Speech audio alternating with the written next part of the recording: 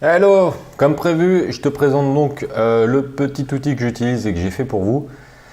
Je vais te montrer les différents onglets un par un avec un exemple. Tu vois, c'est super simple d'utilisation. Et en plus, j'ai rajouté des petits éléments si jamais tu as des petites questions complémentaires à la vidéo. Le fichier est assez simple en fait. Il te permet en rentrant les éléments que tu as négociés avec ton fournisseur, donc ton prix d'achat et le coût unitaire d'import, donc les frais d'expédition de ton fournisseur à chez toi, on va dire pour simplifier. Avec ces éléments-là, tout est calculé automatiquement, à part un élément qu'il faudra vérifier, mais je vais t'expliquer au fur et à mesure, qui va te permettre de voir rapidement le bénéfice net avant impôt que tu peux dégager si tu es auto-entrepreneur ou si tu as une société éligible à la TVA. Parce que dans le fichier, il y a les deux. Comme ça, ça va pour tout le monde. Donc c'est vraiment un outil qui est plutôt intéressant. Au lieu de blablater, on va faire un exemple concret. Exemple 1. Donc ici, imaginons, tu as un produit à 3 $. Ok, tu as 3 $.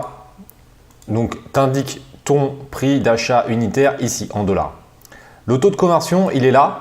Tu vois, je t'ai mis le lien XE ici. Le lien XE, c'est un site, je ne sais pas si tu connais, c'est un site qui te permet de connaître les conversions dans toutes les devises super facilement. Et c'est un logiciel que j'utilise, c'est un site internet que j'utilise et qui est vraiment bien. Donc ce qu'il faut faire, comme là c'est en dollars, il faut le traduire en euros. Donc pour le traduire en euros, c'est super simple. Tu te rends sur XE et tu vois le taux de conversion actuel entre les dollars et l'euro, tout simplement. Et tu l'as ici, tu vois, 1 euro égale 1,15 $ ici. Donc tu ouvres ça et tu vois le taux au moment où tu cherches à calculer ton bénéfice net. Donc si c'est 1,15, tu mets 1,15, si c'est 1,10, c'est 1,10, etc. Et tu mets le chiffre ici, 1,15. Donc moi, je l'ai fait tout à l'heure, donc ça n'a pas changé. Et automatiquement, ça va mettre le prix en euros avec une formule. Donc tu touches à rien là-dessus. Prix de revient hors taxe, tu touches à rien. Toi, tu indiques juste une information ici. Ça va se mettre à jour automatiquement. Et prix de revient TTC, ça va se mettre à jour automatiquement. Pourquoi il y a prix de revient hors taxe et prix de revient TTC? Comme je te l'ai dit, le tableau est adapté pour les auto-entrepreneurs et pour les sociétés qui sont éligibles à la TVA. Il faut savoir une chose, quand tu es auto-entrepreneur, tu ne payes pas la TVA sur le prix de vente quand tu vends un produit 10 €, c'est 10 € pour toi. Tu ne reverses pas la TVA à l'État. Par contre, évidemment, dès que tu vas importer un produit, dès que tu vas passer la douane, tu vas payer la TVA à l'entrée dans le pays. Donc par exemple, là, sur 2,61 €, ça va te revenir à 3,13 €. Alors tu vas me dire, ouais, une entreprise éligible à la TVA, elle va également payer les 3,13 €. Sauf que la TVA est récupérable. Donc on va le calculer en hors taxe. Et toi, si tu es auto-entrepreneur, pour bien calculer la différence, c'est pour ça que je te l'ai passé en TTC. Parce que tu ne peux pas récupérer la TVA, puisque tu ne la payes pas à la sortie. Enfin, tu ne la reverses pas à la sortie. Donc tu vas la payer à l'entrée, forcément. Au bout d'un moment, il faut payer quelque part. Et c'est pour ça que j'ai fait ces deux colonnes-là. Donc celle-ci, elle est pour les sociétés qui sont éligibles à la TVA, qui vont payer 3,13 € comme les auto-entrepreneurs, mais la TVA sera déductible. Donc la TVA sera récupérable par rapport à la TVA à reverser. Et donc à la fin du mois, en fonction des ventes, ils auront la TVA à reverser à l'État et ils pourront déduire cette TVA qui est entrée via les imports de produits. Donc c'est pour ça que je la mets en hors taxe. D'accord? C'est comme ça qu'il faut le calculer. Parce que sinon, ça va tout fausser. Puisque les marges, on verra un peu plus loin, mais les marges pour les sociétés avec un numéro de TVA, les marges sont basées sur le hors taxe. Donc du coup, il faut que je sois également sur le hors taxe à l'entrée. Sinon, ça fausse vraiment tout. Donc j'espère que tu as compris. Ça, c'est des colonnes pour citer société avec un numéro de TVA. Et là, c'est pour les auto-entrepreneurs. Alors, tu vois, les coûts import unitaires, pour l'instant, je les ai laissés vides. Les calculer, c'est relativement simple. Tu vas prendre donc les frais d'import des produits. Donc par exemple, ça t'a coûté 200 $ pour faire entrer 100 pièces vers ton local ou vers chez toi ou vers Amazon. On s'en fout un petit peu d'où ça arrive. Mais en gros, c'est ton fournisseur au point de destination. Ça t'a coûté 200 $ pour 100 pièces. Okay, donc là, la formule, elle est relativement simple. Tu fais 200 $, donc c'est le coût d'import des produits, plus, donc tu vois, j'ai mis ici, frais de douane 40 $. Donc je les ai mis en dollars. Après, de toute façon, on va les mettre en euros, donc c'est l'équivalent. Ça fait l'équivalent à peu près de 30 €. Donc 40 $ de frais de douane. Donc du coup, tu vois, ça fait donc 240. 200 plus 40, 240. Divisé par 100 pièces, ok, c'est le nombre de pièces qui arrive ici, divisé, j'allais l'écrire, mais divisé par 1,15, B1. Là, le B1, tu appuies sur F4 pour le verrouiller. Et là, ça va te mettre le coût unitaire d'import, 2,09 € automatiquement. Tu vois, ça tire automatiquement la formule complète. Mais après, en fonction de ce que tu mettras à l'intérieur, ici, ça changera automatiquement. Mais la formule se tire sur les 4 exemples. C'est comme ça, tu peux comparer 4 produits différents. Les frais coût unitaire import auto-entrepreneur, c'est la même chose, mais avec la TVA en complément. C'est toujours le même principe. TVA à l'entrée. Frais envoi vers Amazon FBA. Donc là, c'est si jamais tu as reçu les produits dans ton entrepôt ou chez toi ou dans ton local et que tu souhaites préparer, donc tu as une modification à faire sur la commande et tu les renvoies vers le stock Amazon FBA. Et là, c'est ce qu'on appelle les frais de transport partenaire UPS. Je te l'ai indiqué, tu vois, c'est transport partenaire. Et en général, tu vois, sur 100 pièces, ça va peut-être te coûter, je sais pas moi, 7 € par exemple. Donc là, c'est pareil. Si jamais, quand tu prépares une commande sur Amazon et qu'il te dit, voilà, les frais pour envoyer ton produit, donc tes 100 pièces, tu es à 7 €, bah là, c'est simple aussi. Tu fais 7 divisé par le nombre de pièces, par 100 pièces. Et là, ça te fait 7 centimes. D'accord? Donc ça, il faudra que tu le modifies en fonction de ton type de carton et le coût qu'Amazon va te donner au moment où tu vas faire la commande d'expédition sur Amazon. Frais d'expédition FBA, donc là, c'est les frais vraiment d'Amazon FBA, donc les frais du service Amazon FBA complet. J'ai présenté un logiciel AsInspector que j'ai montré dans une autre vidéo. Tu auras les liens directement de toute façon sur l'article, sur mon site, qui est super bien parce que tu peux, comme ça, bon, il y a beaucoup d'autres fonctionnalités que tu découvriras dans la vidéo de démonstration que j'ai fait sur un autre article de mon site. Mais c'est surtout que tu peux avoir très rapidement les frais FBA sur les produits. C'est-à-dire que tu prends un produit identique à ce que tu vas vendre, ou le même style, si ce n'est pas tout à fait le même, mais le même style de produit, et tu verras les frais d'expédition Amazon en un clin d'œil. Donc, tu n'as même pas besoin d'aller les chercher. Donc, c'est vrai que l'outil est quand même pas mal pour ça. Donc là, tu indiques les frais d'expédition en fonction de ton produit. Donc là, dans mon exemple, c'est 2,54 €. Ça calcule les frais d'expédition à côté avec la TVA. Toujours pareil pour les auto-entrepreneurs. AE, c'est auto-entrepreneur. AE, auto-entrepreneur. TTC, allez, regarde, je te le rajoute comme ça, tu l'auras directement. Je te mets TTC auto-entrepreneur, comme ça au moins tu ne peux pas te tromper. Et je l'enregistre. Auto-entrepreneur, donc là c'est pareil, c'est frais d'envoi Amazon FBA. Alors là, concrètement, il aurait fallu que je remette encore 20% là-dessus, mais ça va faire 1 centime d'écart. Donc j'ai laissé volontairement un seul fichier, enfin une seule colonne pour éviter d'alourdir trop le fichier et trop complexifier le fichier. Donc techniquement, tu vois, si tu es auto-entrepreneur, tu rajoutes 1 centime, histoire de vraiment être très précis, quoi. Mais c'était juste une petite précision. Donc frais expédition FBA, tu peux le retrouver sur Amazon ou avec le logiciel AsInspector facilement. Frais expédition FBA auto-entrepreneur, donc c'est ce chiffre-là fois 1,20 puisque tu vas payer la TVA sur les frais d'expédition Amazon et également sur les commissions Amazon, on va y venir, mais ça c'est super important. C'est super important que tu comprennes ça parce qu'il y a beaucoup de gens qui ne comprennent pas la TVA. L'auto-entrepreneur, sur 10 € de vente, il ne reverse rien à l'État puisqu'il est non éligible à la TVA. Par contre, sur Amazon, en tout cas, les commissions Amazon et les frais d'expédition Amazon qui sont souvent indiqués en hors taxe sur les logiciels, sur même Amazon, sauf que toi, tu seras facturé en TTC. Donc, il faudra rajouter 20% de ces éléments-là. C'est pour ça que j'ai fait ce tableau-là. Parce que c'est franchement, quand tu connais rien et que tu débutes, et même moi, hein, franchement, j'ai mis des années parce qu'à l'époque, c'était pas aussi développé que ça. Amazon, il fallait se démerder tout seul et mélanger TTC hors taxe. Et je peux dire que j'ai eu quelques emmerdes avec les impôts à cause de ça parce que c'était vraiment un gros bordel. Donc, c'est pour ça qu'au moins là, ces éléments, je suis sûr.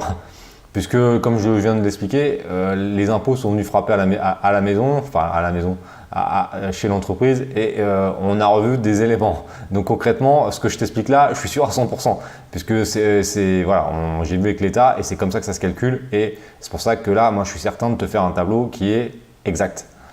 Donc les frais FBA auto-entrepreneur sont en TTC et c'est normal. Parce que comme tu ne payes pas à la sortie, il faut que tu reverses de la TVA au fur et à mesure des autres éléments. Frais fourniture, ça c'est facultatif, c'est pas obligé, hein, ça se trouve tu n'en auras pas. Mais imaginons donc tu as fait arriver les produits dans ton local et tu n'as pas demandé à ton fournisseur d'étiqueter les produits par exemple. Ou tu as des éléments à étiqueter et tu as des coûts de papeterie, tu peux les mettre là. Donc là dans l'exemple, on va dire qu'on n'en a pas. Mais tu peux le rajouter. Si tu calcules, après tu calcules en fonction de si ça t'a coûté 4 euros et que tu as fait 100 produits pour 4 euros, tu fais 4 divisé par 100. Après, bon, les frais de fourniture, honnêtement, ça va jouer en centimes, donc c'est pas très grave. Et là, on arrive dans les charges variables Amazon. Donc, charges variables Amazon, c'est 15%, puisque c'est dans la majorité des catégories, c'est 15%. Mais il y a certaines catégories qui sont à 7 et certaines qui sont à 12. Donc là, il faut que tu vois aussi avec Ads Inspector, tu peux savoir facilement quel est le taux de commission qu'Amazon prend sur ton type de produit. Et tu l'indiques, si c'est 0,15, tu ne touches à rien. Si c'est 0,10, tu me changes 0,15 par 0,12. Si c'est 0,7, le 0,15 se transforme en 0,07, tout simplement. Ça, donc la colonne ici, c'est que si tu as une entreprise éligible à TVA, et là, non éligible à TVA. Comme je t'ai dit, les 15% qui sont indiqués sur les logiciels ou sur Amazon sont hors taxe. Si tu es auto-entrepreneur, ça sera 15 fois 1,20 puisque ça sera avec la TVA. Donc ça sera 18%. Et pour 18%, ça commence à faire pas mal quand même. Et c'est pour ça qu'il faut bien le calculer. Donc là, tu l'as également. Ensuite, les tableaux qui sont là, ces deux colonnes-là, tu t'en fiches puisque c'est une formule automatique qui me reprend tous les autres éléments qu'on a vus en amont. Là, tu mets ton prix de vente. Donc, tu mets ton prix de vente TTC. D'accord ? Donc là, que ce soit auto-entrepreneur ou éligible à TVA, tu mets ton prix de vente. Ça va te calculer le bénéfice net Amazon situé. Donc là, cette colonne-là, la colonne P, c'est si tu es éligible à TVA. Donc SASU, SARL, EURL, tout ce que tu veux qui est éligible à TVA, ça te donne le bénéfice net ici en fonction de ton prix de vente hors taxe. Évidemment, j'ai déduit la TVA de ça. Donc ça, c'est ton bénéfice net avant impôt. Parce que je ne peux pas te calculer après avec les impôts. Tu sais très bien que si tu as une société, tu ne peux pas te calculer ça. Tu vas avoir des frais déductibles, etc. Donc ça va être vraiment trop compliqué. Donc tu as le bénéfice net Amazon avant impôt. Tu as le pourcentage de bénéfice net Amazon. Donc ça prend le bénéfice net divisé par le prix de vente TTC pour savoir où est ta marge. Et après, je t'ai rajouté une petite colonne qui est intéressante qui est le ratio d'investissement. En gros, par rapport au bénéfice net, le bénéfice net correspond à combien par rapport à ton prix d'achat. Et moi, je considère qu'un ratio de 1, c'est bien. C'est-à-dire qu'en gros, tu récupères l'investissement de un produit. Donc, c'est vraiment intéressant. En gros, dès que tu vends la moitié du stock, tu as rentabilisé ton stock, pour faire simple. Autre conseil, moi personnellement avec ma stratégie boule de neige que j'explique dans mes programmes et également sur les vidéos YouTube que j'utilise dans 2 de mes entreprises, pas dans la téléphonie. Concrètement, c'est vrai que la téléphonie, c'est une stratégie que j'ai à part, que je suis en train de modifier et que je suis en train un peu de passer également sur la stratégie boule de neige. La stratégie boule de neige, elle est basée sur quoi? Elle est basée sur un catalogue relativement restreint, donc pas forcément énormément de références. Entre 5 et 100 références maximum en fonction de la taille que tu as déjà. Mais tu travailles sur un produit de qualité en apportant de la plus-value sur ton produit et tu essayes d'avoir des bénéfices nets qui sont quand même relativement importants par vente. Puisque la stratégie, c'est vraiment d'être efficient, donc avoir un catalogue restreint mais qui se vend très très bien et avec des grosses marges. Donc concrètement, moi je considère qu'en dessous de 25%, ce n'est pas des produits à faire. Donc dans notre cas, là si on reprend l'élément. Après, je vais finir avec l'auto-entrepreneur, mais je dis pour déjà t'expliquer le concept qui sera la même chose pour les auto-entrepreneurs. Là, le produit, on l'a acheté 3 $, donc ça fait 2,61 €. Il nous a coûté quand même super cher à l'import, tu vois. Donc dans un cas comme ça, là, je pense que c'était un petit peu cher. Et ça aurait été plutôt 1,50 $ sur ce type de produit. En le vendant 12,99 €, tu vois, qu'on se retrouve avec un bénéfice net de 2,88 €, donc 22%. Moi, personnellement, le ratio d'investissement est très bon, donc ça joue dans la balance, c'est-à-dire que tu n'as pas besoin d'en vendre énormément pour rentabiliser le stock. Par contre, le pourcentage de bénéfice net n'est pas très élevé. Moi, je suis plutôt sur l'optique de 25 minimum, voire 30, voire certains produits qui font beaucoup plus quand tu as les techniques pour vraiment apporter de la plus-value, qui ne coûtent pas forcément beaucoup, mais qui ont une énorme plus-value sur le prix de vente. Donc minimum 25, en dessous de 25, franchement, c'est pas super rentable. Parce qu'il va falloir en vendre beaucoup. Donc c'est plus la stratégie, l'effet boule de neige, c'est plus la stratégie efficiente que je mets en avant et que j'utilise pour moi et que j'utilise pour les personnes que je coach et les personnes qui utilisent mes programmes. Mais concrètement, au-delà de 25, 30, là on commence à être sur des bénéfices qui sont quand même assez intéressants. La fin du tableau, c'est la même chose, mais pour les auto-entrepreneurs. Donc forcément, les bénéfices nets sont plus élevés puisque tu ne reverses pas la TVA sur la sortie. Donc là, dans un cas comme ça, en étant auto-entrepreneur, on est à 3,46 € sur mon exemple, 26%.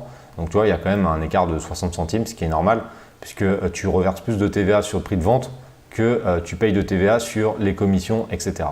Donc souvent, dans tous les cas, quand tu es auto-entrepreneur, tu gagnes plus d'argent sur Amazon. Ça, c'est clair.